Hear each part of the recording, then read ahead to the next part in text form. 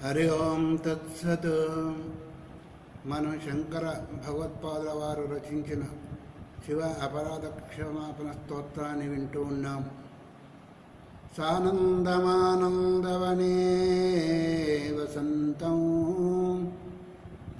ఆనందకందం హతపాపబృందం వారాణసీనాథమనాథనాథం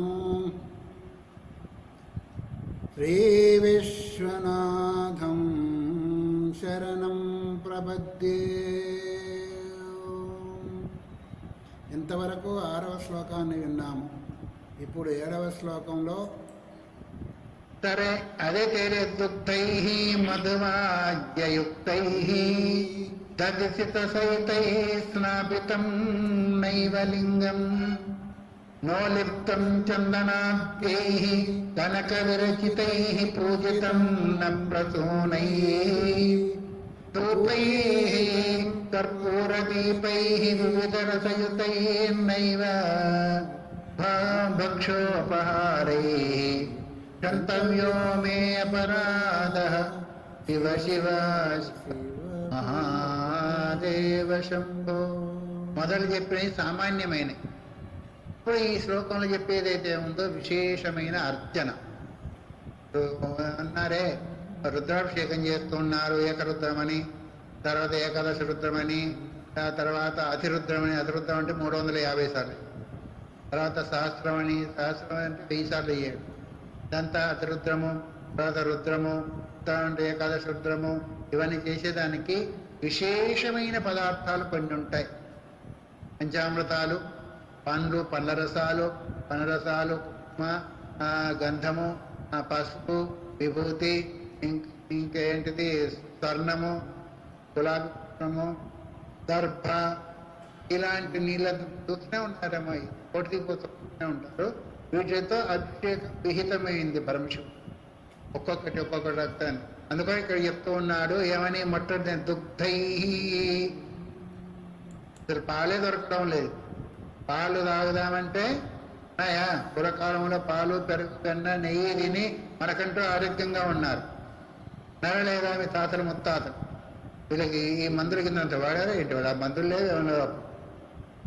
కానీ ఇప్పుడు ఏదన్నా పాలు తాగు నెయ్యి వేసుకోమంటే అబ్బబ్బబ్బు డాక్టర్ వద్దన్నాడు. ఎందుకు? కొలెస్ట్రాల్ పెరుగుతుందంటే. తింటే ఏం పెరుగుతుంది? ఇని కూర్చుంటే పెరుగుతుంది, కానీ పనిచేసే వాళ్ళు కొలెస్ట్రాలే పెరగదు. అసలు కొలెస్ట్రాల్ లేకుండా బతుకుతావా? అసలు కొలెస్ట్రాల్ లేకుండా అది శరీరం ఉండదు. అతి ఎక్కువైనా కానీ ఉండదు. ఆ మోతాదు కొరకైనా వాడాలా. నేను బాగా కష్టం చేయి. దున్నేది పోయింది, తవ్వేది పోయింది, అన్ని మిషన్లే ఇప్పుడు. అందుకని మనకు పని లేదు కాబట్టి కొలెస్ట్రాల్ పెరుగుతుంది. బాగా విసురుతుంటే పొద్దున్నే లేచి అది దున్నన్నం అంటే కట్టక అంటారా. పొద్దున్నే లేచి అది విసిరేవాళ్ళు, దంచేవాళ్ళు, వెన్న చిటకడం వెనక దిగుతా ఉంటే ఎంత కదులుతుంది శరీరము. ఇప్పుడు అన్నిటికీ మిక్సీలు, గ్రైండర్లే అయిపోయాయి. గోవింద, రోగాలు ఏమంటే ఎందుకు రావు? శరీరం కదులుతుంది అసలు. ఇప్పుడంటే యోగాసనాన్ని వాకింగ్ అని పోతా ఉన్నారు. అప్పుడు యోగాసనం లేదు, వాకింగ్ లేదు. ఇట్లా ఉంటుంటే శరీరం ఎంత కదులుతూ ఉంటుంది, విసురుతూ ఉంటుంది, దంచుతూ ఉంటుంది, ఎంత కదులుతూ ఉంటుంది. దున్నే వాళ్ళకి ఎంత కదులుతూ ఉంటుంది. అది కొట్టే వాళ్ళకి ఏది పందగడ్డిని కొడతా ఉంటారే, ఒడ్లు వగర కొట్టే వాళ్ళకి ఎంత కదులు. పొద్దున్నే లేవగానే మళ్ళీ వెళ్తూ ఉంటారు. వాళ్ళు ఆరోగ్యంగా ఉన్నారు. వాళ్ళ శరీరం వ్యాయామం చేసినట్టు. మనం ఇంట్లో ఉండి యోగాసనాలు చేస్తూ ఉంటాం, ఏమో చేస్తాం. వాళ్ళకి ఏ యోగాసనం లేకుంటే అంత వ్యాయామం జరుగుతాం. ఇప్పుడు వాకింగ్ అని కొంతమంది పోతాడు, సైకిల్ తొక్కుంటూ పోతాడు. ఒక కాళ్ళకి పని ఇచ్చావు, మిగతా వాడికి పని ఇచ్చావా? కానీ వాకింగ్ చేస్తూ ఉంటారు. ఎట్లా చేస్తూ ఉంటారు? స్పీడ్గా నడవాల. కాళ్ళు వేసుకుంటే 16 మంది నడుస్తూ ఉంటారు, మాట్లాడుకుంటారు. అది కూడా ఇక్కడ ఉందో లేదో కానీ మేము చూస్తూ ఉంటాం. నాకు రోడ్డుకే ఉంది కదా హాస్పిటల్. అందుకొరకు పాలు, పెరుగు, నెయ్యి వగైరా వాడాలి. ఎందుకు వాడకూడదు అంటే అది తిని కూర్చుంటే నీకు అది చెడు కలిగేస్తుంది. కానీ పనిచేసే వాళ్లకు రసరక్తాలు అది అదే శక్తిని వస్తుంది. ఎముకలలో బలం ఉండాలా, రక్తం ఉండాలా, మాంసం కూడా పెరగాల. ఇట్లా ఉంటే ఏం పని చేస్తూ ఉంటారు? అసలు మీరు కూడా పనిచేయాలా. ఒక్కొక్క వస్తువులో ఒక్కొక్క దానికి శక్తి ఇచ్చేది ఉంది. అందుకొరకి అన్ని కొంచెం కొంచెం వాడుతూ ఉంటాం. అప్పుడు అన్ని అవయవాలే కాకుండా రక్తనాళాలు కానీ ఇంకా మెదడు కానీ శక్తి కానీ అందుకొరకు ఆరోగ్యం ఉండాలంటే ఇవన్నిటి యొక్క సత్తాని అది పెంచుతుంది. సప్తధాతులతో కూడుకుంది శరీరం. సప్తధాతులు ఇందులో సక్రమంగా ఉంటే ఏదో శరీరం ఆరోగ్యం ఉండేదానికి కారణం ఉంది. అందుకొరకు ఇప్పుడు పాలే ఉన్నాయి, పాలన్నీ కూడా నీళ్ళ పాలు, పాలన్నీ కూడా నీళ్ళ పాలు. టీ తీసుకొస్తాడు పొద్దున్న విజయమ్మ, అంతా నోట్లు కూడా అట్లా తయారైంది. 3 పాలు నీళ్ళు, 1 పాలు పాలు అయిపోయి అట్లా ఇంక నెయ్యి పాలల్లోనే మనకు నెయ్యి తీసేసి ప్యాకెట్ పంపిస్తా ఉన్నాడు. ఇంక నెయ్యి ఎక్కడ దొరుకుతుంది మనకి? పురకాలం ఇంత నెయ్యి పెట్టుకొని వెన్న పెట్టుకొని తినేవాళ్ళు. ఇప్పుడు అది వెన్న అసలు వాసనకే దొరకదు మనకి. పాలలో పచ్చి పాలు దొరుకుతుంది. మధు తేనె అంటావా, కొంతమంది తీసేవాళ్ళు తీస్తారు కానీ బెల్లం పాకుంటే తేనె అని పోతుంది. ఎక్కడ శుద్ధమైన దొరుకుతూ ఉంది. ఆఖరికి పొట్టాల్లో వచ్చే కుంకుమ పసుపు అవి కూడా కలిసిలే వస్తూ ఉంటాయి. నేను కాసులో చూసినప్పుడు కొంతమంది పిడికలు ఎండబెట్టి దంచేవాళ్ళు పొడి. ఎందుకయ్యా ఇట్లా పొడి పిడికలు పెట్టుకు దంచుతున్నారంటే ఏం లేదండి, పొగాకులో కలిపేసి బీడీలు చేసేస్తామని. పొగాకులో కలిపేసి బీడీలు చేసి, ఎందుకంటే అది పొగొస్తుంది ఇది పొగొస్తుంది, చచ్చేవాడు వాడు. ఏది శుద్ధమైన దొరుకుతా ఉంది ఇప్పుడు. ఒకరికే దుగ్ధై మధు అంటే తేనె, ఆద్యం అంటే నెయ్యి, యుక్తై దదిసిత సహితై విజ్ఞాన పంచామృతాలు.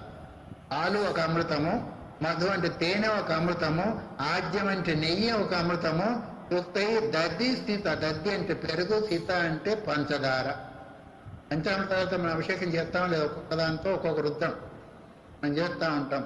నమస్తే రుద్రమన్యవతోతైషవే నమః అని ఈ విధంగా మొదలు పెట్టేసేసి చివరి దాకా ఒక రుద్రమయ్యేంత వరకు చేసేసి మళ్ళీ 2వ రుద్రానికి మళ్ళీ 3వ రుద్రానికి 4 ఇట్లా పండ్ల రసాలు నేనే తేనె అంటూ కలిపి మొత్తానికి 21 చేసేవాళ్ళు ఉంటారు, రకరకాలు చేసేవాళ్ళు ఉంటారంటే.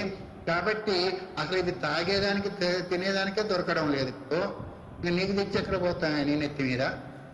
మద్దుక్తై మధువాజ్యయుక్తై దర్శిత సహితై స్నాపితం నైవలింగం.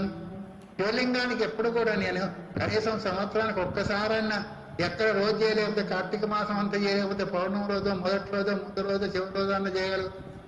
అదే లేదు, చేయలేము. ఎందుకంటే కార్తీక మాసము మాఘమాసము 2 పవిత్రమైనయే. అదో ఉత్తరాయణం, ఇదో దక్షిణాయనం. కానీ ఒక్కరోజు కూడా మనం చేయగలిగితే దేవాలయాలకు పోయక్కర్లేదు, మన ఇంట్లో అన్న శివలింగం. అందుకని లేవగానే పండుగ పోయేవాళ్ళు కొంతమంది వద్దని చెప్పలే.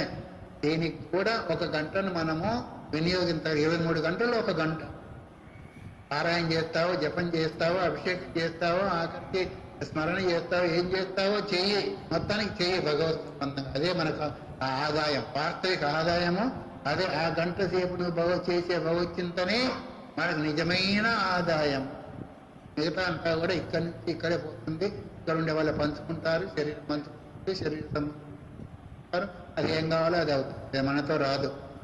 మనతో వచ్చేది భగవత్ సంబంధంగా, శాస్త్ర సంబంధంగా ఎంత టైమును మనం వినియోగం చేస్తామో అది మన బ్యాంకులో జమ అవుతుంది. అందుకొరకే భగవంతుడా ఈ పంచామృతతో నైవ స్నాపితం నైవలింగం నోలప్తం చందనాద్యై కనక విరచితై పూయితం న ప్రసూనై. నేను గంధాన్ని తీసుకొచ్చి నీకు పుయ్యలేదు, విభూతి తీసుకొచ్చి నీకు పుయ్యలేకపోయాను. కనక విరచితై, కనకం అంటే బంగారం. ఆ బంగారు నీళ్లు కూడా దాన్ని స్వర్ణజలం అంటే. నీళ్లు వేసి నీళ్లు ఆ జలంలోనే బంగారం ఉంకరము కడియము అదే దాంతో అభిషేకం చేస్తే స్వర్ణజలం అయిపోయింది. పుష్పం వేస్తే పుష్పజలం అయిపోయింది. తులు అసలు నువ్వు చేయాలంటే బాగా అలంకారాలు కావాలా. శివుడు చేయాలంటే ఏమైనా, ఆ శివాభిషేకం చేయాలంటే ఏమైనా మనకు ఖర్చు అయ్యేది ఉందా? నీళ్ళు, మీ ఇంట్లో ఉన్న పాలు, ఇంట్లో ఉన్న పెరుగు, ఏమైనా ఉన్నా లేకపోయినా ఇంత పండు, అరటిపండు బాగా బిస్కేసి హైదరాబాద్ ఇంత గంధము, ఇంత విభూతి ఏమైనా ఖర్చు ఉందా? అది సామాన్యమైన వస్తువు. కానీ అది కూడా చేయలేకపోతున్నా అంటే శ్రద్ధావిహీనము. అందుకొరకే వీటితో కూడా నేను చేయలేకపోయాను. పూజితం న ప్రసూనై, నీ కొరకు సుగంధమైన అందమైన పుష్పాలు చేసేసి ఆ పూజ కూడా చేయలేకపోయాను. ధూపై కర్పూర దీపై లేదు, కర్పూర ఆర్తి కూడా తోయించలేదు. వివిధ రసయుతై నైవ భక్షోపహారై మంచి పిండి పదార్థాలు లడ్డు ఇంకా రసగుల్లా ఇవి కావచ్చు. నైవేద్య భక్షోపహారై, భక్షము భోజ్యం లేయం ఈ 4 రకాలైన పదార్థాలు కేవలందరూ అవన్నీ భగవంతుడు తింటాడా? వీళ్ళే కదా తినేది అని నన్ను విన్నారా? భగవంతుడు అన్ని తింటాడా? వాళ్ళు తినే కొరకే చేసుకుంటారు అని అంటున్నారు. భగవంతుడు తినడా? లోక कहते हैं भगवान सुनते नहीं, द्रौपदी की तरह तुम बुलाते नहीं. लोग कहते हैं भगवान खाते नहीं, శబరి की तरह तुम खिलाते नहीं. కొందరు అంటా ఉంటారు భగవంతుడు నా మరణ ఆలకించడం లేదంట. ద్రౌపదీకి तरह तुम बुलाते नहीं. ద్రౌపది ఎట్లయితే పిలిచిందో కృష్ణ హృదయాది వాస, ఎప్పుడు దుశ్శాసన చీరలు వస్తున్నప్పుడు పిలిచిందా లేదా అని వచ్చా లేదా? లోక कहते हैं భగవాన్ ఖాతే నహి. జనంతా అంటారు భగవంతుడు పెట్టే తింటున్నాడు. శబరికి ఎట్లా అయితే తినిపించిందో ఆ విధంగా తినిపిస్తున్నావా? అలాగే భగవంతుడు అన్నాడు సూక్ష్మం. మనం పదార్థాలను ఏ భావంతో పెడుతున్నామో ఆ భావం చూస్తాడు. పదార్థాలను తిన్నా తినకపోయినా మనలో ఉన్న భావాన్ని భావగ్రాహీ జనార్దన, నత వస్తుగ్రాహీ జనార్దన. భావాన్ని గ్రహిస్తాడు. నువ్వు ఏ భావంతో పెడుతున్నావు, ఏం పెడుతున్నావో చూడు, ఎలా పెడుతున్నావో చూస్తూ. అందుకొరకు మనకు కలిగింది ఏదైతే ఉందో దాని ఆఖరికి పత్రం పుష్పమే కాకుండా ఇంత పాలు నీళ్ళు ఏది చేతిలో ఉంటే దాన్ని మనము భక్తితో సమర్పించడం ఏదైతే ఉందో భగవంతునికి కావాలి. సరే, అందుకొరకు ఇక్కడ ఏమంటున్నారు? ధూపై, ధూపం గాని కర్పూరం గాని, దీపై వివిధ రసయుతైనైవ భక్షోపహారై, భక్షపోజ్య జోషలేహాది ఇవన్నీ కూడా నేను నీకు సమర్పించలేకపోయాను. అందుకొరకే తప్పు. అవి పూర్వంలో చెప్పినవి చేయలేకపోతే ఇన్ని రకాలు చేయగలుగుతాడా? చేసేవారు చేస్తున్నారు, దానికేం దోషం వాళ్ళకి అంటదు. అయితే మనం కూడా చేయగలగాలి, చేసేదానికి ప్రయత్నం చేయాలి. చేయలేకపోతే ఆఖరికి ఇదేమా నేను చేయలేను కాబట్టి భక్తిపూర్వకంగా నీకు నమస్కారం, అది కూడా చేత కదా. వందనం కూడా ఒక భక్తే. నా వందనం దాస్యం సఖ్యం ఆత్మ నివేదనం. వందనం కూడా భక్తిపూర్వకంగా ఏదైతే ఉందో నమస్కారం చేయి. ఆఖరి చేతులు కూడా లేకపోతే మనసుతో చెయ్యి, మొత్తానికి ఏదో ఒకటి చెయ్యి. అందుకొరకు ఇవన్నీ నేను చేయలేకపోయాను పరమాత్మ, అందుకొరకు నన్ను క్షమించవలసింది. అందుకొరకు భగవంతుని యొక్క అనుగ్రహాన్ని కోరి ఏది చేసినప్పటికీ నీ దానివల్ల భగవంతుని యొక్క అనుగ్రహం లభిస్తుంది. అది చేసేది ఏదైతే ఉందో శ్రద్ధతో చేయాలి. శ్రద్ధయాదేయం అశ్రద్ధయ అదేయం, యాదేయం భ్యాదేయం సంవిధాదేయం. నువ్వు శ్రద్ధతో చెయ్యి ఏం చేసినప్పుడు. క్రియాదేయం, నువ్వు కలిగిన దాంతో చెయ్యి. భగవంతుడి ఏది కొండంత దేవుడికి కొండంత పెట్టాలి, పత్తి పెట్టాలి అనేది కాదు. ఎందుకంటే నీవు 10 రూపాయలు ఇవ్వగలిగిన వాడివి 10 పైసలు ఇస్తే భగవంతుడికి తెలియదేంటి ఏం చేస్తున్నావు నీ దగ్గర ఎంత. నువ్వు చేసిన దాన్ని బట్టి నీకు వస్తుంది. ఎదుటి వాడికి నీవు ఏమైతే ఇస్తావో చేస్తావో అదే మళ్ళీ నీకు తిరిగి వస్తుంది. బంతి వేసాం గోడకి, అది ఎక్కడ పోతుంది? అది మన ముఖానికి తగులుతుంది. పేడ వేసామనుకోండి ఎక్కడ పోతుంది? మనకే తగులుతుంది. పన్నీరు పోస్తే అది మనకే తిరిగి వస్తుంది. అందుకొరకు ఎదుటివాడికి మనం ఏదేదైతే ఇస్తామో అదే మళ్ళీ మనకు ఆ రూపంలో ప్రాప్తి. ప్రతి 10 లక్షలు ఇస్తామా మరి? ఎందుకంటే అది మనం దాచుకునే సొమ్ము ఎదుటివాడికి ఇచ్చేది. అందుకొరకు మన స్వామి రామకృష్ణ స్వామి అంటుండేవారు, పెట్టింది మనది, పెట్టుకున్నది పరులది. ఇతరులకు పెట్టిందే మనది, ఎందుకంటే వాళ్ళ దగ్గర మనం దాచుకుంటున్నాం. పెట్టుకున్నది పరులది. మనం పెట్టుకున్నది అంతా కూడా ఇక్కడే పోతుంది, అనుభవిస్తే పోతుంది, కొల్లిపోయినా పోతుంది, ఇంకో రకంగా పోతుంది. కానీ పెట్టింది మాత్రము అది మనదై ఉంది. పెట్టిన దినములలోనైనా పెట్టింది ఏదైతే ఉందో అడవిలో ఉన్న అగ్నిలో ఉన్న బావిలో దూకే పడ్డా అక్కడ పెట్టినా ఈ పుణ్యం అక్కడ వాడికి పెడితే ఏమవుతుంది అనుకున్నాం అనుకోండి. అది పోయింది, ఇంకంతే. ఆ శక్తి మనకు రాలేదు. అందుకని పెట్టేదేదో ఇచ్చేదో శివార్పణ అనుకున్నాం. యత్కరోషి యదశ్నాతి యద్యుహోసి తదాసి యత్ తపస్యతి కౌంతేయ తత్పురుష మొదర్పణ. నువ్వేం తింటున్నావు, ఏమి ఇస్తున్నావు, ఏం చేస్తున్నావు అంతా కూడా నాకు అర్పణ చేయమని. అర్పణ భావంతో ఇవ్వమని. ఆయనకేం కావాలో ఏంటి నువ్వు ఇచ్చేది? ఆయనకే ఆయనదే మనకు తదియం వస్తు గోవింద తుభ్యమి ఆయనదే ఆయనకు సమర్పి. ఈ ప్రపంచం బ్రహ్మాండం అంత పరమాత్మయే మనయా? ఈ భూమి నాది, భూమి నాది అంటే భూదేవి నవ్వుతుందంట. నీలాంటి కుక్క ముఖాలు ఎన్ని చూశాను, అవునా కాదా? నీకంటే ముందు ఎవరిది? వారికంటే ముందు ఎవరిది? వారికంటే ముందు. దాని తర్వాత ఎవరిది? నాలుగు రోజులు మన చేతిలో ఉంటుంది, నాది అంటాం. మరి ఈ 100 రూపాయల నోటు నాదంటే అది కూడా నవ్వుతుందంట. ఇది మనదే నా 100 రూపాయల నోటు. తెల్లారి 2 రోజులు పోతే నీ దగ్గరే ఉంటుంది. అది నీ దగ్గరికి ముందు రాకముందు నీది కాదు, నీ చేతుల నుంచి పోయింది నీది కాదు. మధ్యలో ఆ నాటకం ఆడిస్తాం. అందుకొరకే ఏది నీది కాదు. దీన్నంతా వాడుకొని ఏదైతే చేస్తావో అది నీది. అది పుణ్యం కావచ్చు, పాపం. అందుకొరకే భగవంతుడు ఎన్ని చెప్తాను, ఈ విధంగా చేసే విధానం కూడా ఉంది. చెయ్యి, చేయలేకపోతా ఆఖరి కారమైన చెయ్యి. అప్పటికైనా భగవంతుని యొక్క అనుగ్రహం కలిగే అవకాశము ఉంటుంది. అందుకొరకు పంచామృతాలతో కానీ లేదా బిల్వదలంతో కానీ సుగంధమైన అందమైన పుష్పాలతో కానీ నేను పూజ చేయలేకపోయాను. ధూపై కర్పూర దీపై వివిధ రసైతే భక్ష్యోపహారై. అంటే ఈ విధంగా భగవంతుడు ఏదైతే అభిషేకం చేయాలో చేయవలసిన పద్ధతిని ఈ శ్లోకం ద్వారా మనకు గుర్తు చేస్తారు. భగవత్పాదులు పంచామృతాలతో మొదలు అభిషేకం చేసి ఆ తర్వాత చందనం పెట్టి, తర్వాత విభూతి చందనాదులు అయిన తర్వాత ఏంటి పుష్పాలతో పూజ చేసి దీపాలను పెట్టిన తర్వాత నైవేద్యం పెట్టు. నీకు మంత్రం వస్తుందా రాదా ఆయన చూడు. తర్వాత ఇప్పుడు అంత దూరం ఎందుకు? ఒక చిన్న పిల్లవాడు ఉన్నాను అనుకోండి, మా అమ్మ తాత అని ఒక వస్తువు అక్కడ వచ్చానుకో, నీకు ఎంత సంతోషం. తీసుకోమని ఇస్తాడా? ఎక్కడుందో తీసుకో.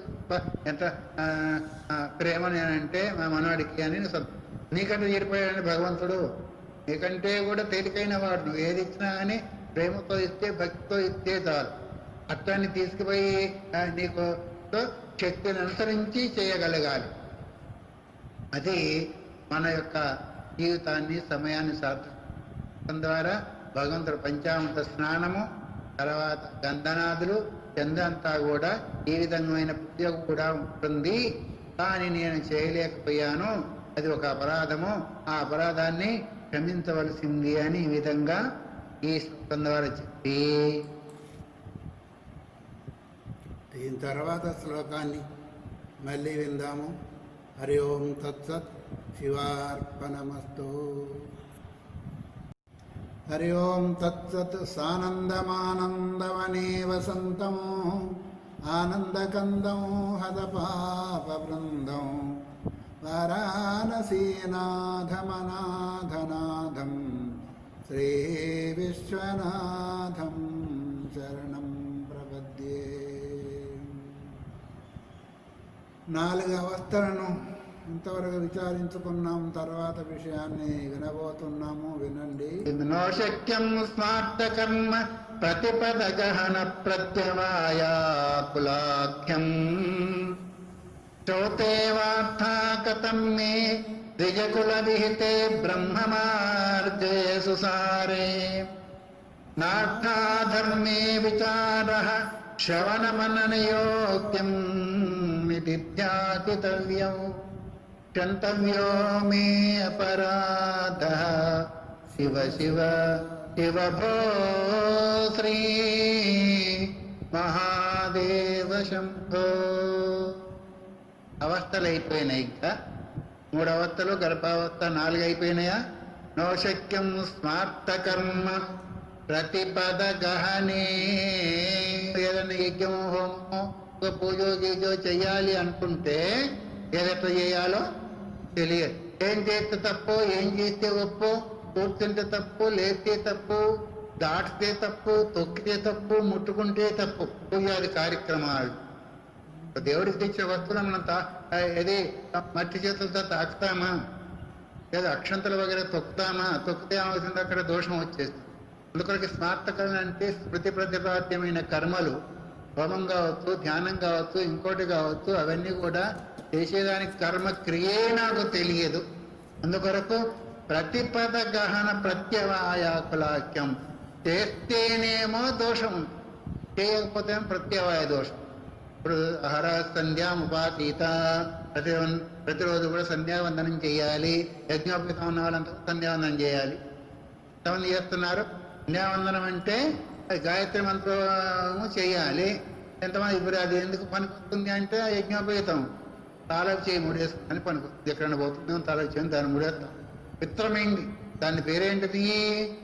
ఉపవీతం అన్నారు, యజ్ఞోపవీతం అన్నారు. ఉపనయనం, ఉపనయనం అంటే రెండో కన్ను. ఇప్పుడు ఎట్లాగైతే దీన్ని ఉపనయనం అంటాం, ఇది ఉపనయనం అంటే కంటికి దగ్గరగా ఉంది అని, అది రెండవ కన్ను అండి. ఎందుకంటే తల్లిదండ్రులు ఇచ్చేది మాంసం కన్ను అయితే, ఆ ఆచార్యుడు ఇచ్చేది మంత్రోపదేశం ద్వారా రెండో కన్ను ఇస్తూ ఉన్నాడు. అది ఎంతమంది చేస్తున్నారు? చేయకపోతే ప్రత్యవాయ దోషం. అట్లాగే కొన్ని గృహస్థకు సంబంధించినవి, కొన్ని సన్యాసికి సంబంధించినవి, బ్రహ్మచారికి వానప్రస్థించిన కర్మలు కూడా ఉన్నాయి. అవి చేయకపోతే ప్రత్యవాయ దోషం. మరి ఇలాంటి దోషాలతో కూడుకున్న కర్మలు నేను ఎక్కడ చేయగలుగుతాను? ప్రతిపద గహనే ప్రత్యవాయాకుల. మరి శ్రౌత కర్మలే నేను చేయలేకపోయాను. శ్రౌతే కావార్త కథం మే ద్విజకుల విహితే. శ్రౌత కర్మలు అంటే వేద విహితమైన కర్మలు. ఆ వేద విహిత కర్మతలో అది వరకు బ్రాహ్మణులకు విహితమై ఉన్నాయంట. బ్రాహ్మణులు ఒక్కళ్ళే చేయాలని కొంతమంది అంటున్నారు. మిగతా వాళ్ళు చేసేదానికి అవకాశం లేదు. బ్రాహ్మణేతరులంతా కూడా శ్రౌత కర్మలు శ్రౌత కర్మ అంటే వాజపేయి యజ్ఞము, ఇంకా సోమయాగము, ఆ యాగము, ఈ యాగం అంతా కూడా వాళ్ళే చేయాలంటున్నారు. నేను స్మార్త కర్మలు అంటేనేమో అందరూ చేయగలిగినాయి.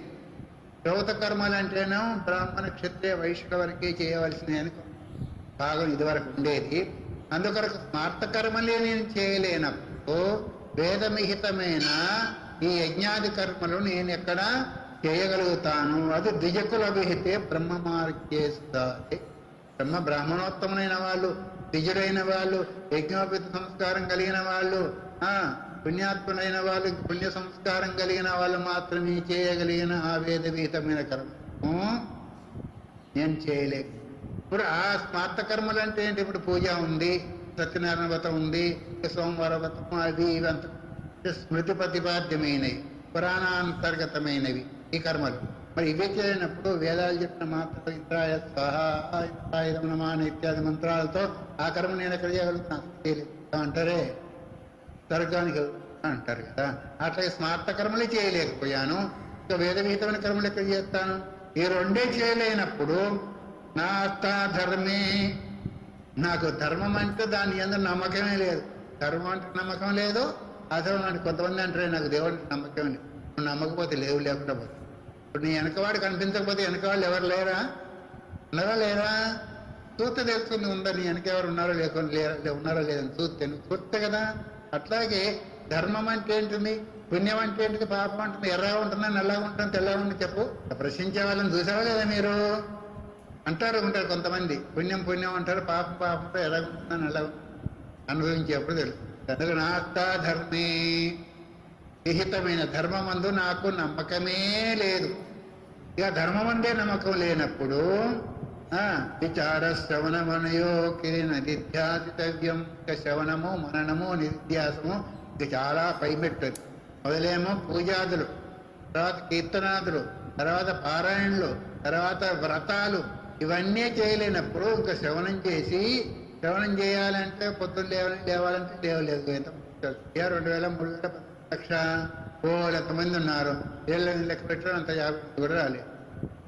అంటే అర్థం ఏంటి అంటే అది మనకు కాళ్ళే వాళ్ళకేను అనే భావంతో కలిగి. ఇలాంటి భావం ఉన్నప్పుడు శ్రవణం చేసిన దాన్ని మననం చేసిన దాన్ని నిధిధ్యాసం చేసి ఆ తత్వంలో కూర్చోడానికి వీలవుతుందా? కాదు. అదని కాదు, మనం మనస్సు పెట్టగలిగితే, శ్రద్ధ ఇవ్వగలిగితే అది కూడా సాధ్యమే ఎవ్వరికి కూడా. ఇది నాతో కాదు అనే భావన ఎవరికి వస్తుంది అంటే శ్రద్ధ ఏదైతే ఉందో అది కిందికి దాటుతాం. శ్రద్ధ ఏదైతే ఉందో ఉత్సాహాన్ని కలుగజేస్తాం. ఇంకొకరికి ఏ పనికైనా శ్రద్ధ మాత్రవత్ అన్నారు పెద్దవారు. ఎవరు? శంకరానంద గీతలో శ్రద్ధ ఎలాంటిదంటే తల్లి లాంటిది. తల్లి ఎట్లాగైతే పిల్లవానికి ఏదేది కావాలో వాటిని సమకూర్చేసేసి పైకి తీసుకొని రావాలనుకుంటుందో అట్లాగే శ్రద్ధ కూడా వ్యక్తిని ఆ విధంగా ఉన్నత స్థితికి వచ్చేదానికి పడిపోతే పడిపోవచ్చు గాక, కానీ ఆ శ్రద్ధ ఇంకా పైకి లేపుతాం. శ్రద్ధావాన్ లభతే జ్ఞానం. అందుకొరకు శ్రద్ధ ఏదైతే ఉందో వీటినన్నిటినీ చేయించగలుగుతుంది. వయస్సు అక్కడ పనిచేయదు, ఇంకోటి పనిచేయదు. ఒకసారి చెప్పాను లేదో, అందుకొరకు ఒక దగ్గర దృష్టి ఉంటే ఇంకొక దగ్గర దృష్టి ఉండదు. శరీరం పైన ఉంటే దాని భిన్నం పైన ఉండదు, దాని భిన్నం పైన ఉంటే శరీరం పైన ఉండదు. అందుకొరకే ఇక్కడ కాదని కాదు అవుతుంది, మనం దృష్టి పెట్టడం లేదు, శ్రద్ధ లేదు. అయితే స్మార్త కర్మలు కానీ శ్రౌత కర్మలు కానీ లేదా శ్రవణమని నిధిధ్యాసం కానీ కావనేది కాదు. కాకపోతే శ్రద్ధ అనేది ఉండాలా.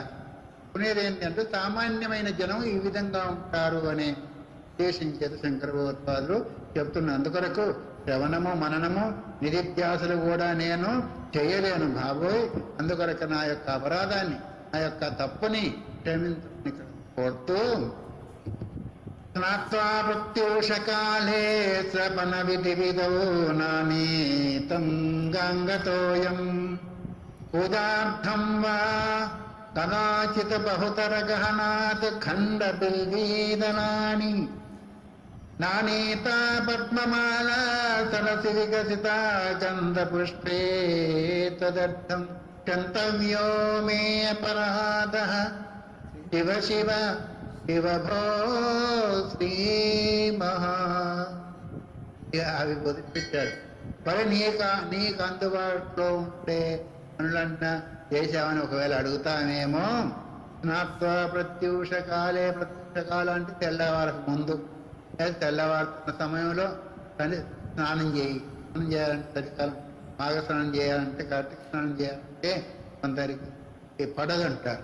మనకు అది పొద్దున్న లేచేంతవరకు ఇంకా పొద్దున్నరాలే రావాలి, కాకపోతే రావాలి. ఇప్పుడు తల్లి పెడతా ఉంది, స్నానం చేయాలి అంటే చేయలేడు. అందుకొరకు ఇక్కడ ఏమంటున్నారు, పొద్దున్నే నేను స్నానం చేసి నపన విధి విధవు, స్నానం కూడా చేసే ఒక విధానం. ఉదయకాలము నక్షత్రాలు ఉదయ స్నానం ఎప్పుడు చేయాలా? నక్షత్రాలు పోకముందు చేయాలి. సాయంత్రం స్నానం ఎప్పుడు చేయాలి? నక్షత్రాలు రాకముందు, సూర్యుడు పోకముందు చేయాలి. మరి 11 గంటల దాకా టీవీ చూసుకుంటూ పనులు చేసుకుంటూ కంప్యూటర్ 8 గంటలకు లేచే వాళ్ళు ఎప్పుడు స్నానం చేస్తారు? ఇంతవరకు సూర్యోదయ సమయంలో, సూర్యాస్తమ సమయంలో ఎవరైతే పడుకుంటారో వాళ్ళకు దోషం, పాపం. మనం చేసే పుణ్యం ఎంత ఉందో కానీ తెల్లారకు వరకుంటే ఏమవుతుంది? ఉన్న పుణ్యం కూడా పోతూ ఉంటుంది. అందుకొరకే సూర్యోదయం కావాలంటే స్నాత్వా ప్రత్యూషకాలే నీ దర్శనానికి నేను విధి విధవు నానీతం గాంగతోయం. కాకపోతే నది ఉందా? నది జనానికి కొన్ని మామూలు మన కొలాయి నీళ్ళు, బావి నీళ్ళు అని తీసుకురాగలుగుతున్నామా, గెలుగుతున్నామో, ఏదో నమస్కారం చేసుకుంటున్నాం, అది కూడా కొట్టేంది కాదని చెప్పడం లేదు. కానీ ఇక్కడ విధానాన్ని ఎందుకంటే కార్తీక మాసం కానీ, మాఘ మాసం కానీ, శ్రావణ మాసం కానీ ముఖ్యమని అంటుంటారు. కొన్ని కూడా ముఖ్యమే. అందుకొరకు ఆ విధంగా పొద్దున్నే లేవాలంటే అసలు బద్ధకం. ఇక్కడ అమ్మో నాన్న ఎవరో పెద్దగా లేపుతామంటే ఉండే ఇప్పుడే పుసుగు పెట్టుకుని పడుకునే వాళ్ళు కూడా ఉన్నారు లేదా? ఇంకా మాఘమాసం అయితే ఇంకా చలి. అది వాళ్ళు లేపుతామంటే ఆ గడియారం మోగుతా, అలారం పెట్టుకుంటారు, మోగుతా ఉండు అని దాన్ని ఎత్తిన కూడా అలాంటి పరిస్థితి కూడా వస్తుంది. అందుకనికి ఇదంతా ఎందుకు వస్తుంది? ఒకటేమో బద్ధకం చేత, ఒకటేమో అనారోగ్యం చేత, ఒకటేమో వయస్సు ప్రభావం చేత.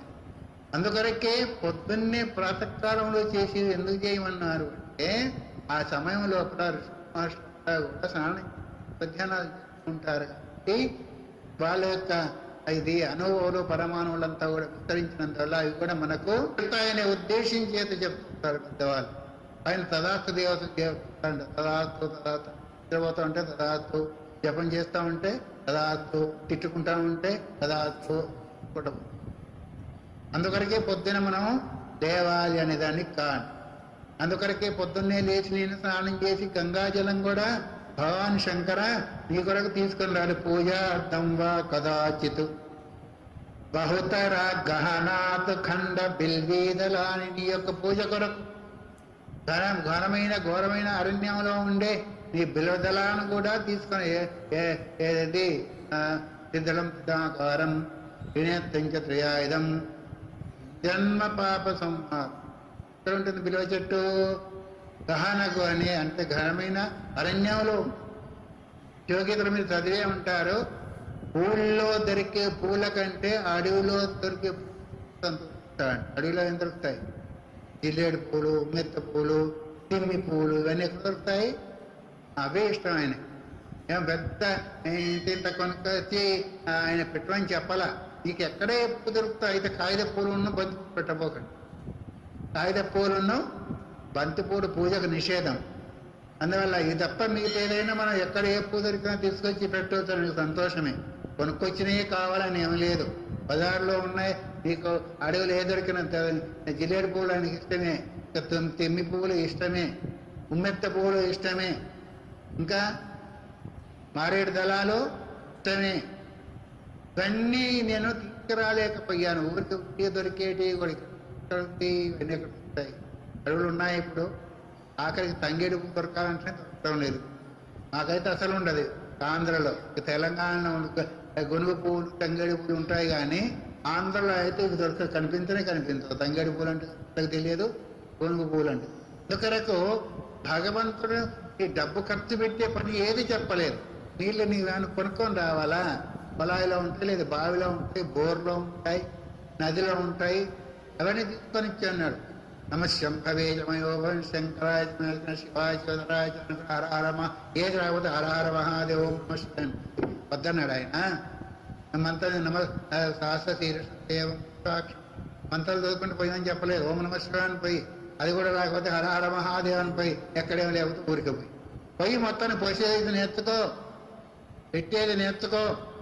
ఎంత తేలికైనా అందుకొరకు పోరాశంకరుడు అంటారు. ఆయన ఏది పెట్టినా సరే అండి. అలంకార ప్రియో విష్ణు. విష్ణుకి అంత అలంకారం బాగుండాలంట. అన్ని అలంకారం చేస్తే ఆయన ప్రియంగా ఉంటుంది. అభిషేక ప్రియ శివ అని అభిషేకం చేస్తారు. నెత్తిన నీళ్ళు పోతే చాలు, ఆయనకు సంతోషిస్తాడు కదా. నమస్కార ప్రియో భాను. సూర్యుడు కేవలం నమస్కారం చేస్తాడు, ఆ నీళ్ళు కూడా అక్కర్లేదు. నమస్కారం ఆ దేవ నమస్తుభ్యం ప్రతీరమ భాస్కర అని ఆ మంత్రం చెప్తూ, మంత్రం ఉన్నా లేకపోయినా పొద్దున లేవగానే లేదా ఆయన కనిపించగానే నమస్కారం చేస్తే తేలికైన మార్గాలు. అంత కష్టపడి ఏమో చేసి పెట్టని చెప్పలేదు. శాస్త్రం చెప్పేది పెద్దవాళ్ళు చెప్పారు. కాకపోతే గిట్టకపోతే నీ పక్క వాళ్ళు ఏమని చెప్తారు, ఇది పెడుతున్నావు అది పెడుతున్నావు. అందువరకు నానీత ఖండ బెల్వి దళాని. నీ బెల్లి దళాలు కూడా తీసుకుని రాలేదయ్యా. నానీత పద్మమాల తరసిజ వికసిత గంధ పుష్పే తదర్థం. అక్కడక్కడ పుచ్చిన ఏంటిది పద్మాలు కానీ కమలాలు కానీ మాలగా తీసుకొని సుగంధమైన అందమైన మాలగా నీకు వేయలేకపోయాను శంకర. ఇంతకొరకే నేను అపరాధం చేశాను.